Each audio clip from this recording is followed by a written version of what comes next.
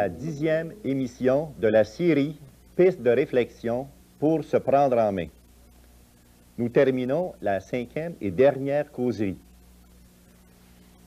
Cependant, avant de poursuivre, je me permettrai de faire un petit résumé de la première partie de cette causerie qui s'intitule « Réalisation de soi ». Toute sagesse réside dans l'équilibre de nos forces opposées, le physique et le psychologique. Cependant, équilibre ne signifie pas une espèce d'égalité, comme pourraient donner les deux plateaux d'une balance, mais plutôt une hiérarchie des différentes valeurs qui nous tiennent à cœur. Pour définir la maturité, nous pourrions dire que c'est le respect et l'acquisition des valeurs humaines et spirituelles. Il est important également de faire la différence entre aimer et s'aimer. Aimer, c'est un don de soi, c'est la générosité, c'est l'altruisme. S'aimer, c'est aimer l'autre pour ce qu'il nous donne, c'est l'égoïsme calculateur. Les problèmes que nous rencontrons sur notre route d'adolescent, d'adolescente ou d'adulte sont montés de toutes pièces par notre imagination, notre égoïsme ou notre malhonnêteté envers nous-mêmes et les autres. Nous pouvons aimer, quel que soit notre âge, si nous pouvons répondre aux critères de l'amour véritable qui consiste, 1, à dire que l'amour, c'est un don de soi. Et si je me possède, je pourrai me donner. L'autre critère, c'est que pour aimer véritablement, il faut se connaître et connaître l'autre. Il est tout à fait raisonnable de croire à la coopération entre adultes et adolescents, adolescentes. L'expérience et la maturité de l'adulte vient éclairer et guider le cheminement de l'adolescent, de l'adolescente, qui, dans le fond, ne demande pas mieux. Et l'amour de son travail est essentiel pour être satisfait de soi et produire de bons résultats. Et parfois, un changement de direction dans notre vie de travailleur s'impose. Qu'il s'agisse d'un problème de restructuration au niveau du travail lui-même ou d'un problème personnel au niveau de l'individu. C'est Abraham Lincoln qui disait « En vieillissant, je me rends compte qu'il n'y a ici-bas qu'une seule richesse, une seule sécurité, et c'est la faculté de produire un bon travail. » Alors nous poursuivons la deuxième partie de cette causerie. Il est question de confiance en soi et dans les autres, de valeurs humaines et spirituelles, et de la communication. Et le mot de la fin. Les clés de la confiance, titre d'un volume écrit par le docteur Jack Gibb, est à votre disposition, comme tous les autres mentionnés au cours de cette série, sont tous à la bibliothèque. La confiance stimule la connaissance et l'acceptation de soi et des autres. Cette confiance développe des sentiments positifs, la motivation et la créativité. 3 éléments nécessaires pour se prendre en main. La confiance éveille la conscience sociale, rendant ici les personnes satisfaites d'elles-mêmes, et donc, si les gens sont satisfaits, ils seront moins dangereux. Ainsi, sûr de soi et des autres, tout être humain pourra s'épanouir librement et vivre sans danger dans une société saine. Ça, c'est l'idéal. Et la confiance ouvre les portes de l'esprit, ouvre les horizons. Les clés de la confiance, sûre de soi et sûre des autres. Et l'élément essentiel de la confiance, c'est d'être soi-même avec autrui. Et le naturel et la franchise découlent directement de la confiance. La confiance, c'est le thermomètre de la santé individuelle et sociale. C'est le respect de la parole donnée. C'est le respect de la signature dans un contrat. L'instinct, la spontanéité et l'absence de stratégie et de contrainte, ça caractérise la confiance intégrale.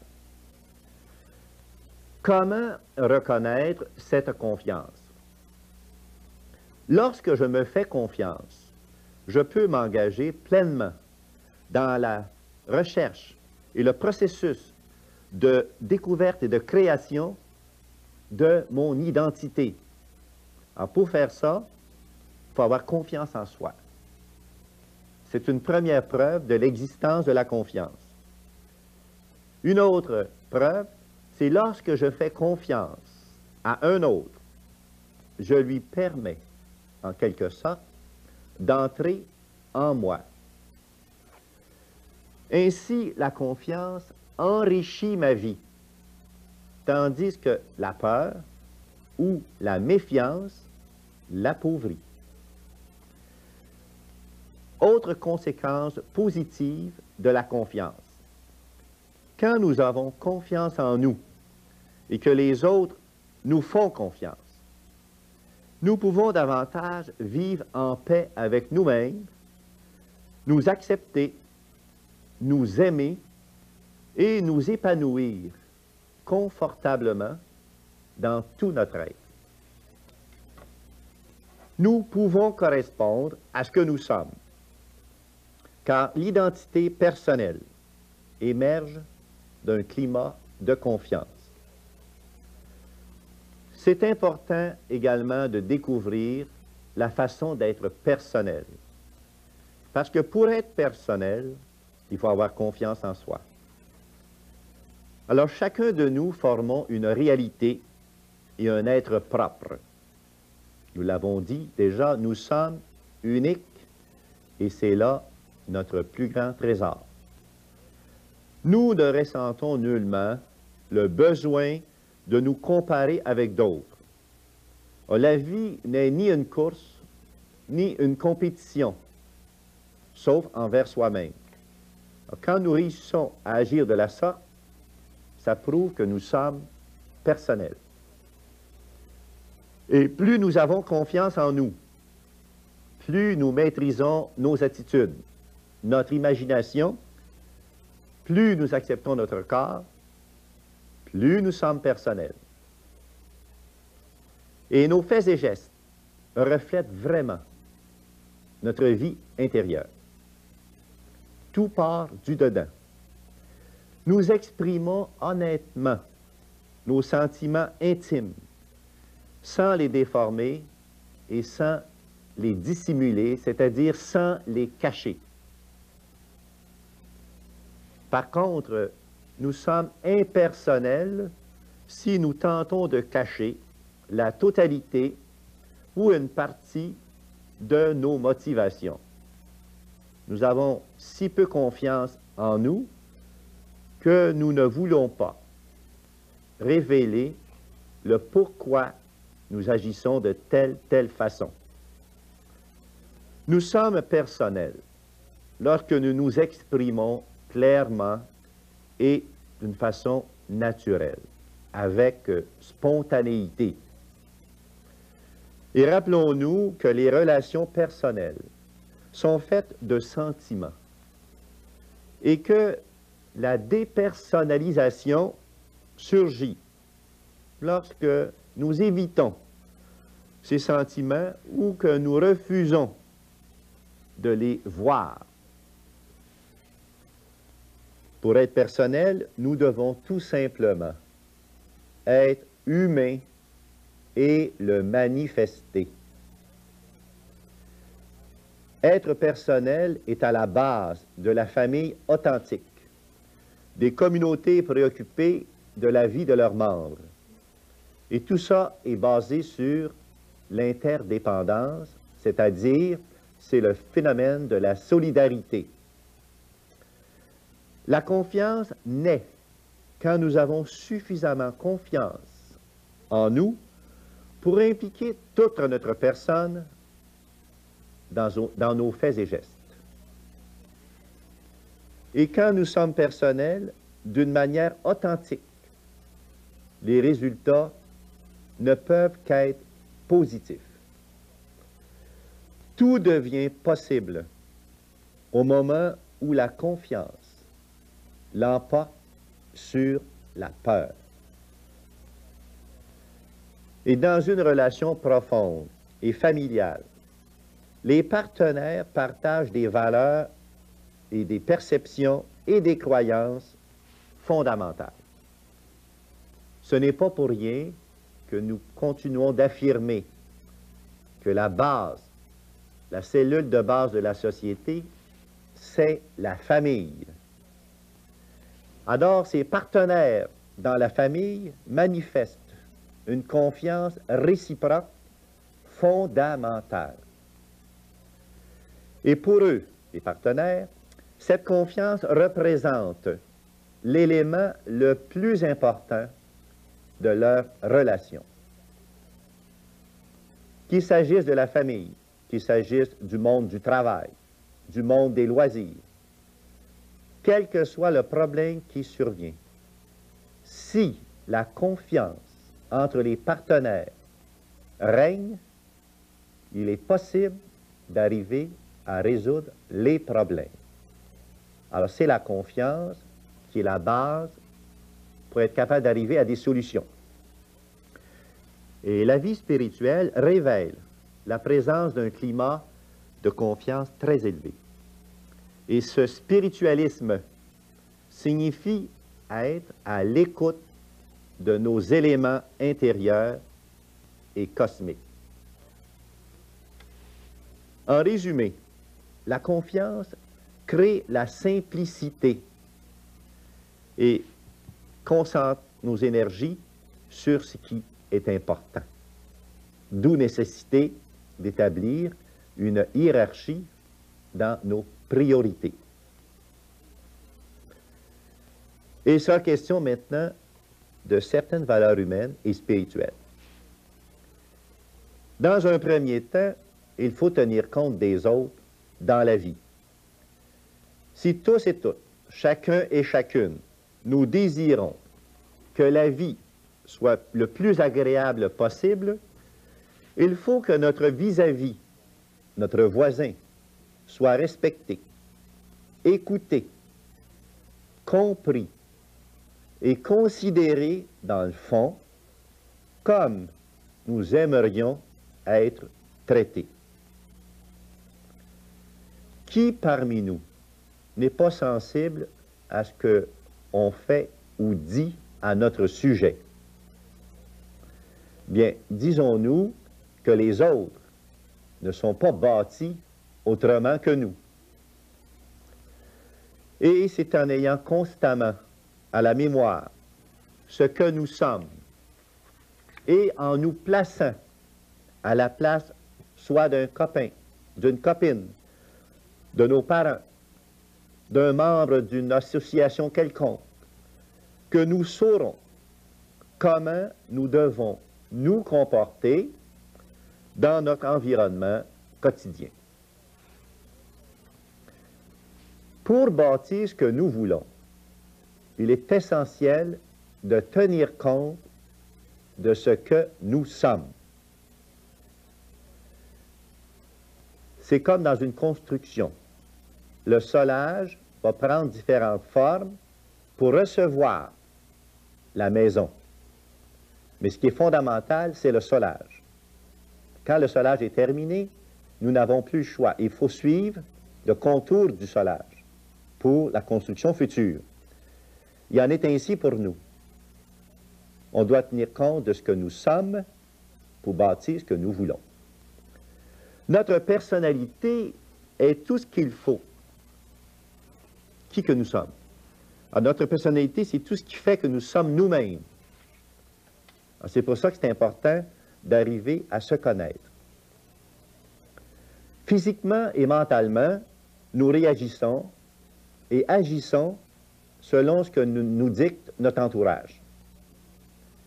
Cependant, notre famille, notre milieu de travail, notre milieu des loisirs, tout ça aura de moins en moins d'emprise sur notre comportement au fur et à mesure que nous prenons conscience de ce que nous sommes. Alors, autrement dit, nous pouvons faire le grand ménage et rejeter toute cette programmation négative qui a pu nous être donnée lorsque nous étions plus ou moins conscients. Et de plus en plus, ce qui devrait nous faire agir, nous motiver, devrait partir de l'intérieur de nous-mêmes. Nous en revenons toujours au point de départ. Nous avons à l'intérieur de nous des richesses et des puissances insoupçonnées. À nous d'y puiser. Nous pensons, nous réfléchissons, nous sentons et nous voulons, ou nous ne voulons pas, telle situation. Alors, c'est notre conscience qui se développe. Nous faisons une échelle de valeur. Et nous sommes en accord avec tout ce qui fait partie de nous. Alors, ce qui est important, c'est d'être en accord avec tout ce qui fait partie de nous en premier lieu. C'est plus important d'être en accord avec soi-même qu'avec les autres. Et renier ce que nous sommes, ou une partie de ce que nous sommes, ça ne facilite pas la connaissance de soi. Désirer, c'est le propre de l'être humain. Et cela correspond à des besoins. Cependant, nos besoins ne sont pas aussi vitaux les uns que les autres. Il faut que nous établissions une hiérarchie dans nos priorités. Se faire accroire des choses, c'est très tentant. Et accepter la réalité est parfois et souvent cruel. Mais un jour ou l'autre, comme on dit souvent, il faut faire face à la musique. Vouloir très fort que telle situation se règle ou que telle qualité se développe, ça c'est le premier pas qui sera suivi de plusieurs autres. Alors, rappelons-nous, voir, vouloir, agir. Là, nous sommes dans l'agir. Nous devons combattre cette tendance à nous replier sur nous-mêmes, à nous apitoyer sur notre propre sort. Cela ne donne absolument rien. Nous devons vouloir nous débrouiller dans la vie et ne pas être un fardeau pour les autres. Nous l'avons déjà vu. C'est ce que nous appelons vivre en tenant compte des autres, mais non pas en fonction des autres. C'est très différent. Donnons un sens à la solidarité. Nous sommes, que nous le voulions ou pas, solidaires les uns des autres. Chaque action que nous pouvons poser appelle une réaction de la part de l'autre. C'est selon la nature. La façon dont nous agissons envers les autres nous vaudra celle dont les autres se serviront à notre égard. Tous et toutes, chacun et chacune d'entre nous, avons besoin des uns et des autres à un moment donné de notre vie. Et l'appartenance à un groupe comporte des exigences et des avantages. Nous ne pouvons escompter des avantages sans respecter les exigences. Ça serait trop facile. Alors, c'est encore une loi de la nature. Lorsque nous donnons, nous faisons une promesse comme adultes ou comme parents à nos jeunes, et il faut tenir notre promesse. Ou au moins expliquer de façon très simple et très claire pourquoi nous ne pouvons, dans telle circonstance précise, respecter notre promesse. Autrement, le climat de confiance est complètement détruit. Et nous ne pouvons pas assurer une communication avec nos jeunes s'il n'y a pas la confiance à la base. Et ça, c'est réciproque. C'est la même chose pour les jeunes face aux adultes. Ils doivent eux-mêmes respecter leurs promesses. Quand nous avons donné notre parole à un groupe ou à une personne, il faut tenir cette parole. C'est le respect de l'autre, il faut en tenir compte. La communication, la solution. Pourquoi existe-t-il une difficulté certaine de communication entre les êtres humains?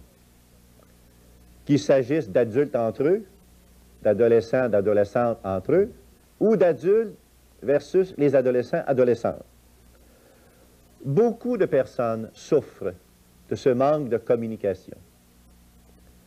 Et la réponse, attention, est dépendante de notre attitude, de notre état d'esprit vis-à-vis les autres.